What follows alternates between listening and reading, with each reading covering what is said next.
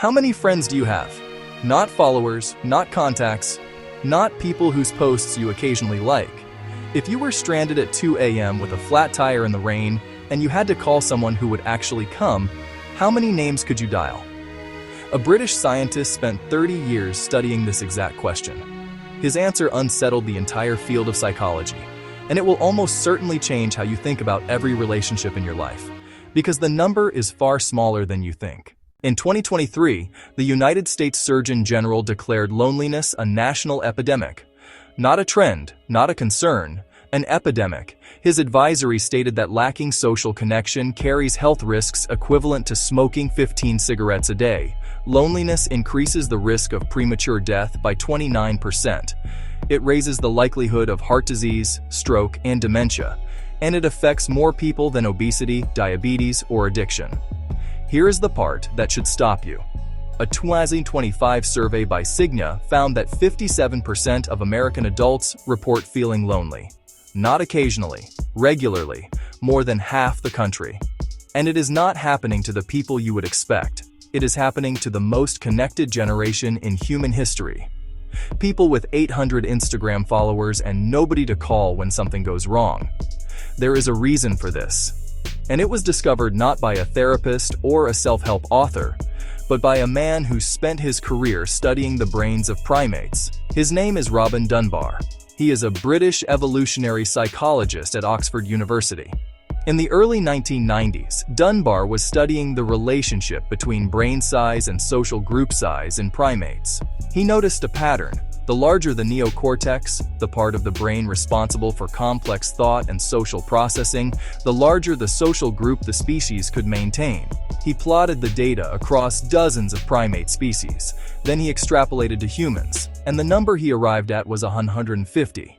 That is the maximum number of stable relationships a human brain can maintain at any given time. Not acquaintances, not followers. Relationships where you know the person, they know you, and there is a mutual history. 150. That is your ceiling.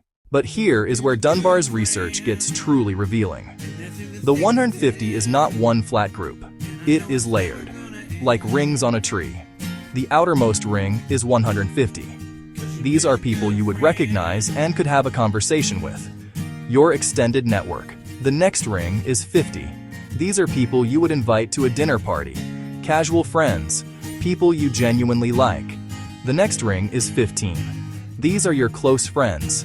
The people you trust. The people you confide in. The people whose opinion actually changes your behavior. And then there is the innermost ring. 5. You have 5 intimate friends.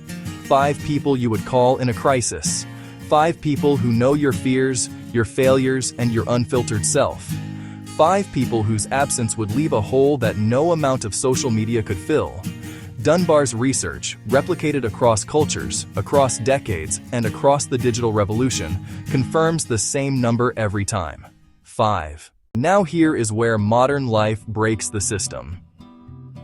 Dunbar studied what happens when people try to maintain more than 150 relationships. The answer is simple. They cannot. The brain does not have the processing capacity.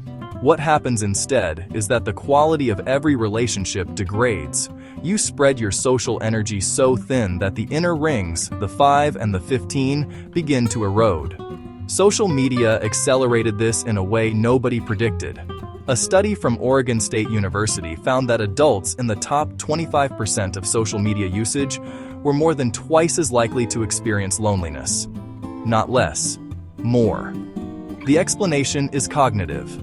Every notification, every comment, every like mimics the feeling of social connection without delivering the neurological reward of actual connection. Your brain registers the interaction, but does not receive the oxytocin, the eye contact, the physical presence that genuine friendship requires.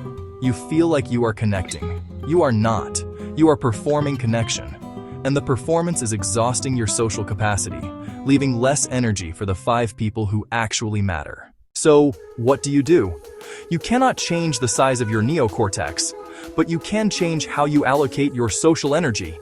And the best framework for doing this was written 90 years ago by a man who knew more about human connection than almost anyone alive.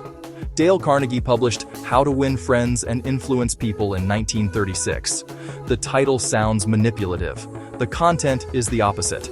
Carnegie spent years observing the most naturally connected people he could find and distilled their behavior into principles that anyone could practice.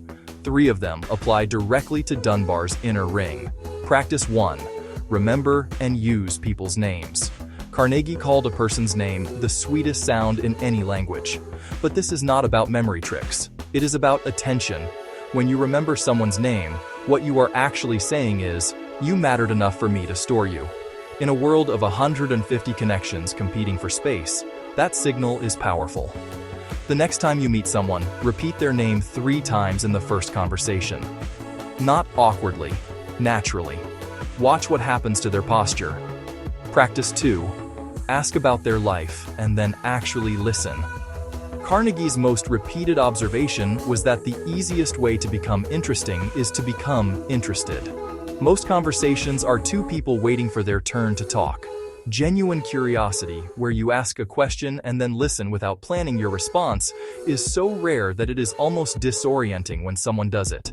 Try this with one of your 5 this week. Call them. Ask one real question. What's been weighing on you lately? And then say nothing.